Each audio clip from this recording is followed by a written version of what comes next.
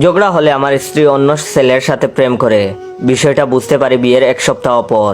সেদিন সকালে স্ত্রী গোসল করার পর আয়নার সামনে দাঁড়িয়ে রং করে আমার দৃষ্টি আকর্ষণ চেষ্টা চালাতে লাগলো। যেমন ইচ্ছে করেই আঁচল ফেলে দেওয়া, সেই আঁচল মেঝের থেকে তুলতে গিয়ে আমার দিকে নেশালো দৃষ্টি নিক্ষেপ করা। এসব আমি বুঝতে পেরেও না বুঝার বান করেছিলাম। সমস্যাটা হলো এই জায়গাতেই, স্ত্রী আমার উপর সেই রকম খেপে গেল। ঠিকমতো কথা বলে না, কাছে আসতে চাইলে ফোন কেটে অন্যদিকে চলে যায়। অফিসে গিয়ে ভাবলাম একবার কল করে সরি বলবো। কল করতে গিয়ে দেখি নাম্বার ব্লক। সোশ্যাল মিডিয়ার সব জায়গা থেকেই আমাকে ব্লক। নতুন আইডি খুললাম, আইডির নাম দিলাম রাগ করে না শোনাবো। স্ত্রী রিকোয়েস্ট অ্যাকসেপ্ট করলো। ধুমসে সুরের কথাবার্তা চলতে লাগলো। এদিকে আমার বুকের অর্ধেকটা খসে পড়ে যাচ্ছে। রাতের ঘুম হারাম হয়ে গেল।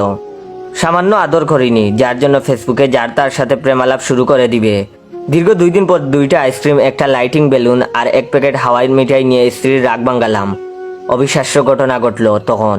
স্ত্রী আমার ফেক আইডিতে মেসেজ দিয়ে লিখলো, এতদিন গাদার স্বামীটা আমার রাগ ভাঙায়নি, যার জন্য আপনার সাথে কথা বলছি।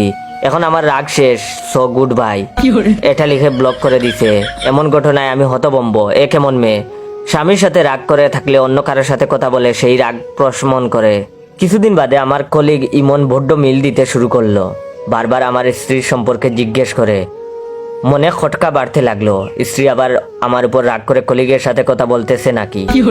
অফিসের কাজ শেষে বাড়ি ফিরে গভীরভাবে চিন্তা করতে লাগলাম যে স্ত্রীর সাথে লাস্ট কবে ঝগড়া হয়েছে, কিংবা ও আমার উপর রেগে আছে কিনা। অনেক ভেবে মনে পড়লো 3 দিন আগে রাতে ও আমার হাতে মাথা রেখে ঘুমাচ্ছিল। হাতে জিম শুরু হয়েছিল, এজন্য ওকে বালিশে মাথা রাখতে বলেছিলাম। অভিমানের সূত্রপাত বোধ হয় ওখান থেকেই শুরু। সেই রাতেই রাস্তায় দীর্ঘক্ষণ খুঁজে ঝালমুড়ি, ফুচকা, আচার আর লাল রঙের লিপস্টিক কিনে দিয়ে স্ত্রীর অভিমান ভাঙালাম। রাগ ভাঙিয়ে শুয়ে ঘুমের বান করে চোখ বন্ধ করে রইলাম। স্ত্রী আমার বুকে মাথা রেখে আচার খাচ্ছে।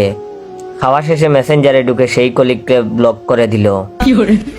ওর কর্মকাণ্ড দেখে হাসিও পাচ্ছে, আবার রাগও হচ্ছে। আমার সাথে অভিমান হলে অন্য ছেলের সাথে কথা বলে, অভিমান বাঙ্গালেই তাকে ব্লক। মেয়েটা নিতাম্ব বাচ্চা, তবে রাগ হলে উপায় নেই।